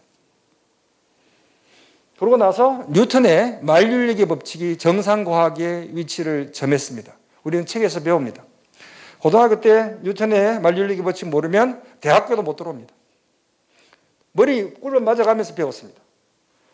그런데 이와 같은 정상과학이 안 맞아떨어지는 사건들이 발생하는 거예요. 그러면 야, 우리가 뭐 조금 간과했네? 다시 맞춰보자. 계속 노력을 하는데 그러다가 이 변칙 사례들이 많이 나오기 시작하고 중요한 변칙 사례가 나오면 이거 틀렸네? 틀릴 수 있네? 라고 하는 위기가 도래한다는 거예요. 그러고 나서 새로운 모델이 등장합니다. 그 모델이 사람들을 설득을 합니다. 이거 맞지 않냐? 이렇게 봐야 되지 않겠어? 네 말 맞아. 그러면 얘가 과학책에 들어온다는 거예요. 정상과학의 범위에 들어온다는 겁니다. 이건 뭐로 보입니까? 응? 네? 뭐로 보여요? 뭐로 보입니까? 토끼. 뭐로 보입니까? 토끼. 뭐로 보입니까? 오리.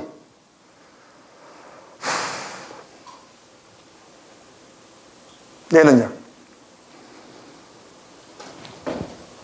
뭐로 보입니까? 네? 토끼. 그림이 바뀌었습니까? 그냥 90도 돌려놨을 뿐이 오리가 토끼가 되고 토끼가 오리가 되는 겁니다.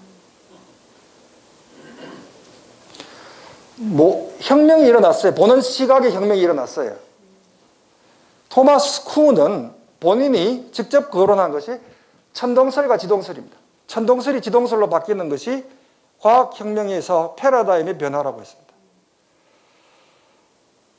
세상은 지구를 중심으로 해서 돌고 있어. 당연하죠. 얼마나 설득력이 있으면 보면 해가 뜨고지고 달도 뜨고지고 별도 뜨고지고 당연한 거 아니겠습니까? 매우 설득력이 있었어요. 그런데 천동설이 안 맞는 게 생기는 거예요. 그래서 아닌 것 같아 라고 이야기를 합니다. 그래서 코페르니쿠스가 태양 중심설을 이야기하고 태양을 주위를 이게 행성들이 돌고 있어 라고 이야기를 하거든요. 그러니까 교황청에서 합니다. 갈릴레오도 그거 코페르니쿠스 자가 했는 말이 맞는 것 같아. 내가 보니 그래. 아닙니다. 죄송합니다. 그래도 천동설이 맞는 것 같아. 라고 했습니다. 그러다가 이제 우리는 초등학생도 태양 중심설을 받아들이고 있거든요. 진화론에서 용불용설이 자연 선택설로 바뀝니다. 뉴턴의 역학이 상대론과 양자물리학으로 바뀝니다. 이와 같은 새로운 패러다임이 세상을 설득시킨다는 거예요. 지구가 있고 태양이 돌고 있고 모두 행성이 다 돌고 있다. 이런 지구 중심설을 가지고 있었는데 그 중에 하나인 화성의 역행. 화성이 가다 보면요. 화성은 이게 쉽게 말해서 효성 금성이잖아요. 우리 잔월 효성 이게 동쪽 새벽에 동쪽에 뜨는 그 효성 금성이잖아요. 서쪽에서도 밤에 뜨고 초저녁에 뜨고. 이와 같이 이제 지구보다 안쪽에 들어있는 행성들을 보면 얘네들은 크기가 밝아졌다가 어두워졌다가 하기도 하고 천구를 잘 쳐다보면 화성 같은 거는요. 이렇게 왔다가 거꾸로 갔다가 갑니다. 이 당시에 우주관은 세상은 신이 창조했기 때문에 천사간 완벽한 하모니가 작동하는 곳, 완벽하게 조화로운 곳이라고 생각했는데 가다가 거꾸로 가네? 설명이 안 되는 거예요. 고민을 했습니다. 정상과학의 변칙 사례가 나왔거든요. 그런데 이때 이 사람들은 정상과학을 믿었기 때문에 정상과학을 살려보려고 노력합니다.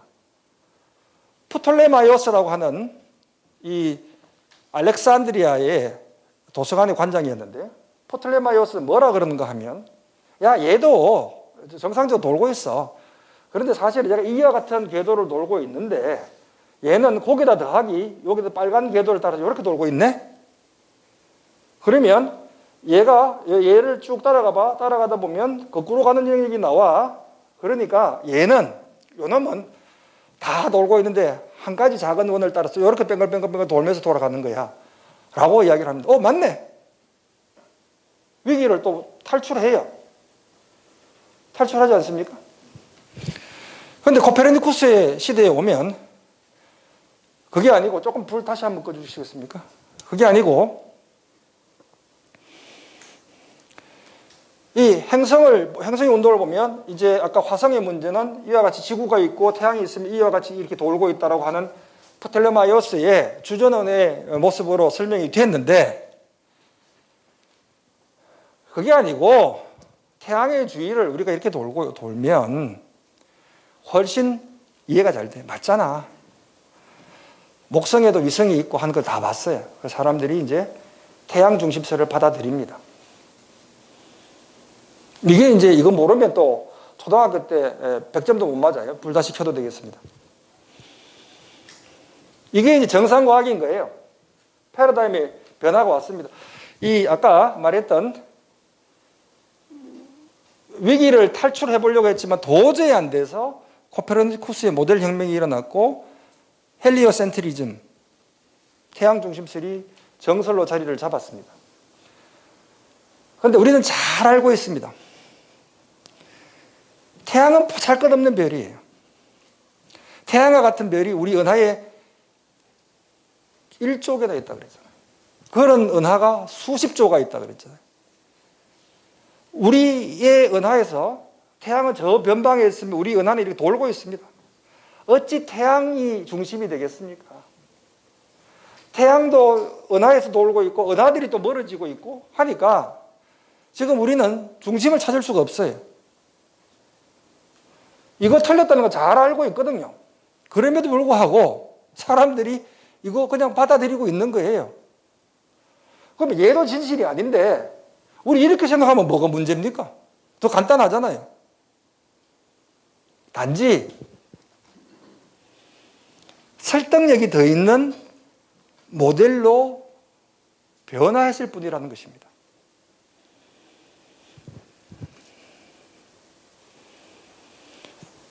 오리, 토끼, 이거는 뭔가요?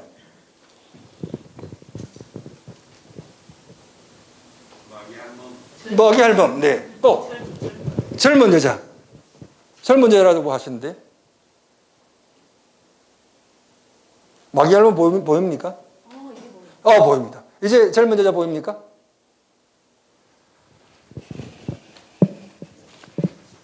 짙은 속눈썹, 눈, 턱, 귀, 스카프. 젊은 여자 맞죠? 매부리 코, 턱, 입. 이게 게슈탈트 스위치입니다. 늙은 할머니로 보면 늙은 할머니고요. 젊은 귀부인으로 보면 젊은 귀부인입니다. 관점을 바꾸면 귀부인이 할머니가 되고 할머니가 귀부인이 되는 겁니다. 토마스 쿤은 이렇다는 거예요. 우리가 할머니라 볼 것인가 젊은 여자라 볼 것인가는 그 시대가 이렇게 봅시다 라고 하는 거라는 거예요. 설득력 있게 이야기하면 이게 무슨 할매고 이거 젊은 여자지 맞다잉 라고 했다는 겁니다. 그래서 젊은 귀부인에서 노부인을 유치해낼 수도 없고 유도해낼 수도 없고 노부인에서 젊은 귀부인을 끌어당길 수도 없다는 겁니다. 공략 불가능을 이야기합니다. 토마스 쿤은 거기다가 더 나가서 이론의 적재성, 내가 어떠한 선입견을 가지고 본다는 거예요. 과학도 과학의 측정 방식, 과학의 이론에 기대어서 세상을 바라본다는 것입니다. 그렇기 때문에 우리가 뭔 놈의 진리를 보냐? 우리 보고 싶은 거 보는 것 아니냐? 우리가 설득력 있는 이론에 그냥 설득당해서 그렇게 보고 있는 것 아닌가? 그래서 과학은 진리를 탐구하는 학문이 아니다. 저는 상당 부분 동의합니다. 그런데 마음 한켠에 캥겨요. 내 인생을 걸고 공부하는 물리학이 진리를 탐구하지 않고 내가 그냥 설득력 있는 사람들 좀 잘 사기치는 학문을 하고 있다면 좀 쪽팔리잖아요. 시면의 한 곳에는 과학을 탐구하고 있고 과학은 진리를 탐구하는 것 아닌가 하는 생각을 떨쳐버릴 수가 없습니다. 그런데 이러한 비판, 이러한 시각에 대해서 상당히 설득력이 있어 라고 생각할 수밖에 없습니다. 결론은 모르겠습니다. 그런데 확실한 것은 적어도 현재의 과학은 진리에 다가서지 못했다는 겁니다. 사이언티픽 리얼리즘을 이야기하는 푸트남은 기적이 아니라면 현대과학이 이렇게 잘 맞는데 어찌 이것이 그냥 재미삼아 나왔는 거라고 이야기할 수 있겠나. 이게 진리가 아니라 뭐가 진리인데 라고 하는 입장을 취합니다. 마음이 편해요. 과학자로서. 그런데 프라젠이라고 하는 사람은 아니야. 진화론 봐. 인간이 이와 같은 지적 존재가 나오려고 하면 신이 우리를 창조했어야 돼 라고 이야기하는 것이 아니고 돌연변이는 마음대로 일어나는데 그 중에 살아남는 놈들이 지금 있는 거고 걔네들은 살아남았기 때문에 성공적으로 보이는 거야. 실패한 많은 돌연변이들이 있지 않았냐. 결과만 보면 기적처럼 보이는데 사실은 자연 선택설이야. 과학도 그렇지 않냐. 많은 이론들 중에서 살아남은 이론들, 책에서 배우는 이론들만 보고 있으니 자연에서 성공한 현재의 고동생명체를 보고 있는 것과 뭐가 다르겠는가? 라고 주장을 합니다. 공작 불가능성 아까 이야기했고요. 물리학의 사례에서 보면 가장 확실하다고 생각했던 물리 법칙이 여지없이 무너졌습니다. 뉴턴의 고전역학은 너무나 잘 맞았어요. 너무나 예쁜 미분 방정식으로 잘 기술되고 소수점 저 아래까지 맞았습니다. 이거는 완벽하다고 생각했어요. 그런데 걔는 한 방에 갔습니다. 20세기에 들어와서 그게 무엇보다 상대론을 이해해야 돼 라고 했습니다. 그런데 우리는 아직까지 고등학교 때 뉴턴 역학을 배워요. 그것만 충분하거든. 뉴턴 역학이 훨씬 더 보편적인 상대론으로 대체돼야 되는 걸 잘 알고 있음에도 불구하고 우리는 뉴턴 역학을 배우고 있어요. 그럼 상대론이 진리냐? 아니라는 걸 알고 있습니다. 적어도 상대론과 20세기의 중요한 양자론을 섞어야 되는 영역이 있습니다. 우주의 태초의 모습을 이야기하려고 하든지 많은 문제들 중에서 결국은 양자론과 상대론을 섞어서 이야기해야 되는데 양자론과 상대론을 섞어 놓으면 양자론과 상대론은 가까이 하기에 너무 먼 당신입니다. 섞어 놓으면 사고가 나요. 무한대가 되어버려요. 이건 물리적으로 의미가 없어집니다. 그래서 우리는 잘 알고 있는 것이 현대 물리학도 궁극의 이론은 아니다. 진리가 아니다. 이거 상당 부분 보정돼야 된다라고 합니다. 이미 내가 말씀드렸듯이 세상의 작동 원리를 이해하기 위해서는 우주에서 일어나는 사건들을 연결해주는 접착제인 코잘리티, 인과율이 필요합니다. 인과관계를 따져서 합니다. 그런데 여기 읽어봅시다. 푸른 목, 이게 좀 이제 그냥 읽어보겠습니다. 푸른 목장의 소들은 매일 아침 일어나 밝게 웃으며 정성스레 여물을 주는 주인을 반갑게 맞이합니다. 소들은 먹이와 물을 주고 병이 들면 걱정스러운 모습으로 자기를 지극정성으로 돌보는 주인에게 무한 신뢰를 보내죠. 그런데 어느 날 갑자기 목장 주인이 자기를 도살장을 끌고 가는 일이 발생하는 겁니다.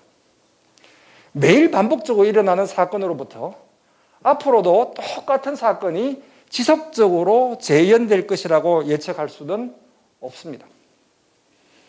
그렇다면 우리는 세상을 어떻게 이해해야 될까요? 그럼에도 불구하고 우리는 원인과 결과를 떼놓고 이야기할 수는 없어요. 얘는 반복적인 것들을 가지고 경험을 유추했는 것이고요. 인과율이 정확하게 맺어지는 것들을 우리는 고민하겠다는 겁니다. 그 인과율은 있다면 원인이 있으면 결과가 나오는 겁니다. 이게 결정론입니다. 라플라스 데몬이라고 뉴턴 역학에 의하면 초기 조건, 원인이 다 정해지고 그 다음에 물리법칙이 딱 정해지면 결과는 정확하게 나옵니다. 해보겠습니다. 공을 탁 던지면요 1초 후에 어디 갔는지 정확하게 알고 있습니다. 로켓을 쏴가지고 달나라를 보내면 3일 후에 이 로켓이 어디에 가 있는지 압니다. 화성을 보내도 그렇고요. 기차게 알아낼 수 있습니다. 그렇기 때문에 세상의 삼라만상은 이와 같이 모든 것들의 초기 조건을 가지고 정확하게 계산한다면 미래가 확정적으로 결정되어 있다는 겁니다. 단지 우리가 능력이 부족해서 그 계산을 못할 뿐이에요.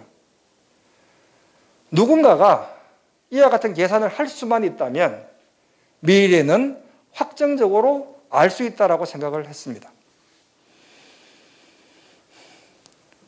그런데 이렇게 되면 우리의 자유의지가 상충되는 것 아닌가요? 결정 다 되어 있다면 내가 뭘 노력해요?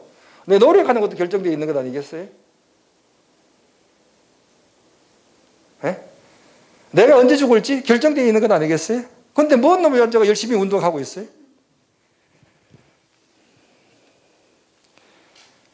현대과학은 잘 알고 있습니다.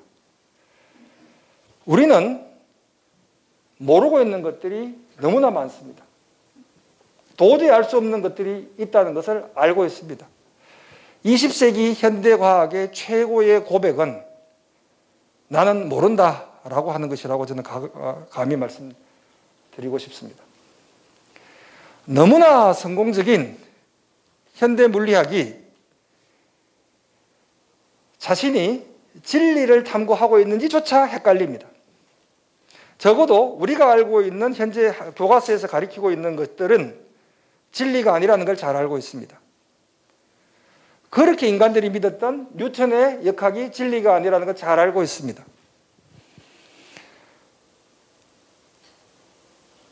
보다 설득력 있고 보다 사람들에게 어필하고 있는 그러한 논리를 찾아가는 것 아닌가. 근데 마음이 불편해요.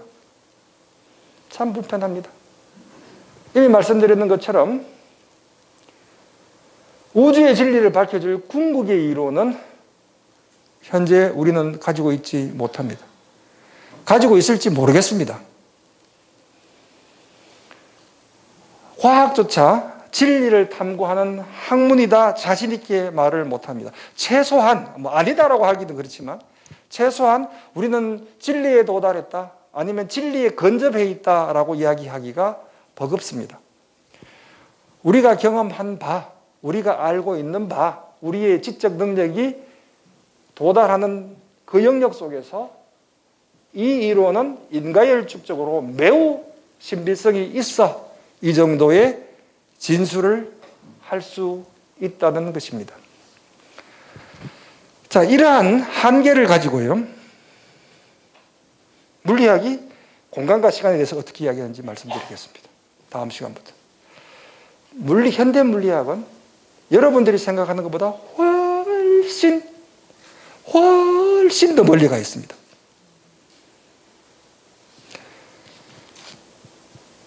과학을 하고 있는 저도 제 전공에서 새롭게 발견되고 있는 이론들은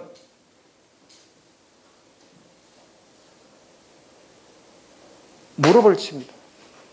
집에 애가 대학원생인데 하나는 이제 취업했고 하나는 대학원생인데 아빠는 교수잖아. 근데 하루 종일 그렇게 책 들다 보고 있고 뭐 연구하고 있으면 재밌어.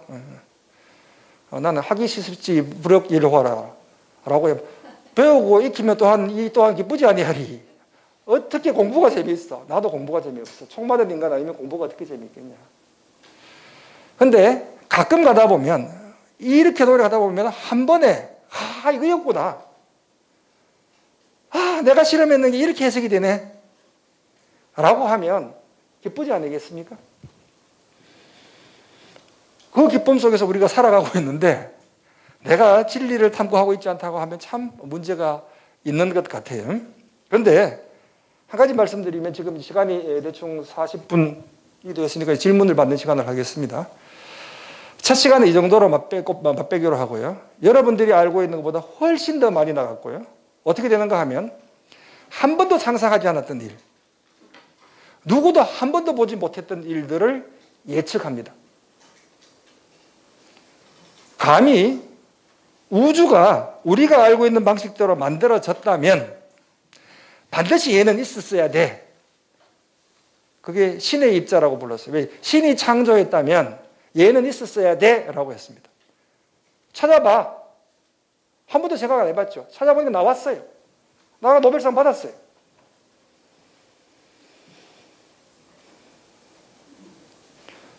우주가 대폭발로 만들어졌다면 반드시 우리는 우주의 흔적에서 우주 배경 복사라고 하는 것을 측정했어야 돼 라고 했습니다.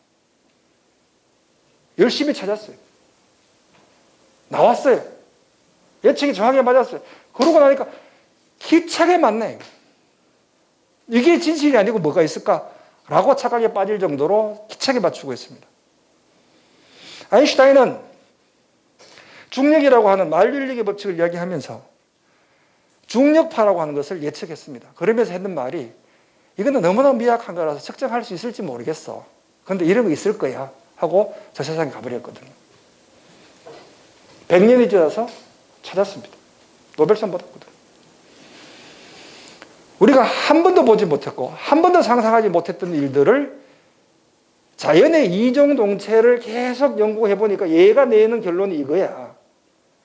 그럼 이거 나와야 돼. 이거 안 나오면 폐기하면 돼요. 새로운 이론 받아들이면 되잖아요. 그 이종동체를 가지고 계속 연구하다 보니까 나왔어야 돼. 찾아보니까 있는 거예요.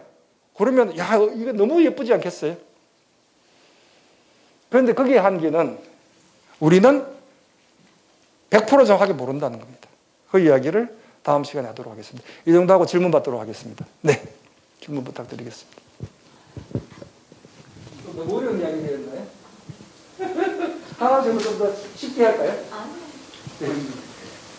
예, 요즘 많습니다. 근데 뭐하면 빛보다 더 빠른 게 없다 이렇게 갔었는데요. 이렇게 하다 한번 어떻게 싶어요? UFO라든지요.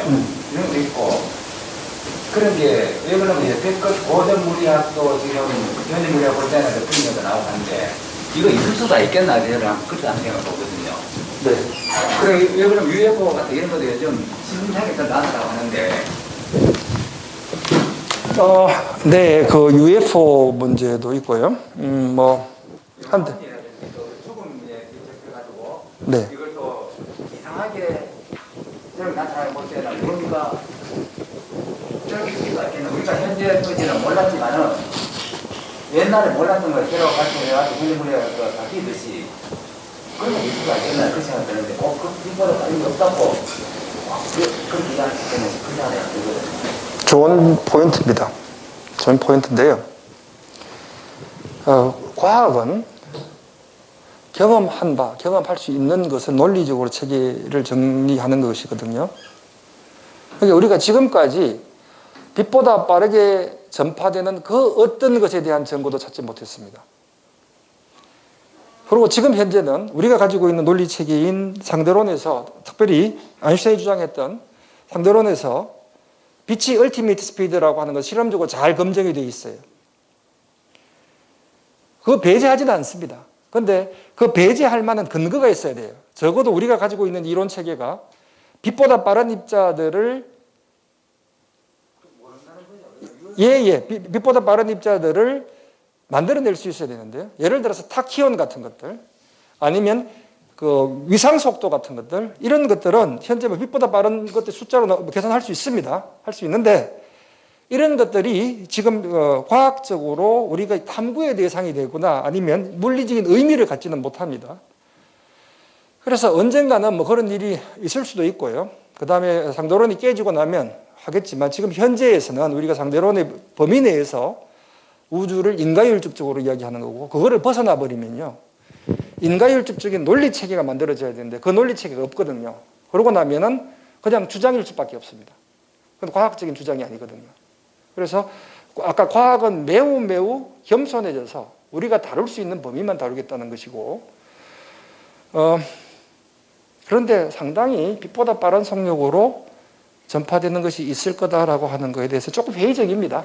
왜냐하면 우주의 138억 년의 역사 속에서 빛보다 빠르게 왔는 것이 뭔가 있다면 우리가 지금 받아서 검증했어야 될 가능성이 매우 높은데 그거 없는 걸로 봐서 지금으로 봐서는 매우 가능성은 낮지만 뭐 없다고는 할 수 없죠. 우리가 진리가 아니라고 이미 이야기했기 때문에. 그래서 네. 그러고요. 그 다음에 이제 물리학자들은 환원주의에 빠졌기 때문에 몇 가지 안 되는 이론으로 합니다. 그래서 그 범위 내에서 세상이 다 설명이 되니까 그 범위 내에서 생각을 해보면 지금 말씀하셨던 그런 추측들은 우리 현대 물리학의 범위에 현재까지는 들어오지 않고 있습니다. 예, 또 다른 질문. 그리고 뭐 죽음, 영혼 이런 것들은 이미 말씀드렸듯이 죽음, 영혼 이런 것들은 이미 말씀드렸듯이 객관성을 담보할 수 없으니까 그건 과학의 범주가 아니고요. 그 다음에 UFO 문제는 저는 확신을 합니다. 헤비타블 존, 그러니까 이제 살아갈 수 있는 존, 골디락스 존이라고 하는 것이 뭐냐 하면 인간과 같은 고등 생명체가 살아갈 수 있는 환경이 구성되어 있는 거라고 한다면 태양은 일조계 중에 한 개이기 때문에 우리 은하에도 지구와 같은 환경이 만들어져 있는 행성들이 매우 많을 거라고 생각합니다. 이미 지금 많은 행성들을 발견하고 있어요. 헤비터블 존에 있는. 가까운 데서부터 시작해서 먼 데까지. 그러면 우주 전체를 봐서는 정말로 손으로 수를 셀 수 없을 만큼 많은 지구와 같은 행성들이 있을 거라고 생각하고요. 또 조금만 시각을 넓히면 지구의 나이가 45억 년이거든요. 그런데 한 38억 년 전 지구가 아주 젊었을 때 갑작스럽게 생명체가 나옵니다. 그 말은 합리적인 추론은 뭐냐 하면 지구의 생명체는 아마 지구에서 만들어졌는 게 아니고 지구보다 오래된 어느 별에서 떠들어 와가지고 이 생명체가 전파되지 않겠는가 하는 것이 훨씬 더 합리적인 추론이에요. 그래서 저는 어디엔가 지적 생명체가 있을 거다라고 하는 것을 배제하지 않고요. 오히려 있어야 당연한 것 아니냐. 그것이 훨씬 더 합리적이야 라고 하는 주장을 합니다. 그런데 그 생명체가 지구에 UFO를 타고 올 것인가? 그건 어렵지 않겠나 라고 생각을 합니다. 왜냐하면 아까 말씀드렸듯이 빛보다 빠르게 공간을 이동하는 것은 현재로 봐서는 어렵고요. 그렇게 하려고 하면 엄청나게 많은 에너지가 필요합니다. 네, 또 다른 질문 있으면 받겠습니다.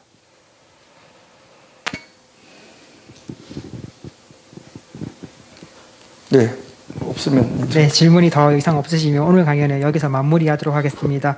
늦은 시간에도 불구하고 오늘 유익한 강연을 해주신 이영철 교수님께 큰 박수 부탁드립니다. 네, 다음 강연은 물리학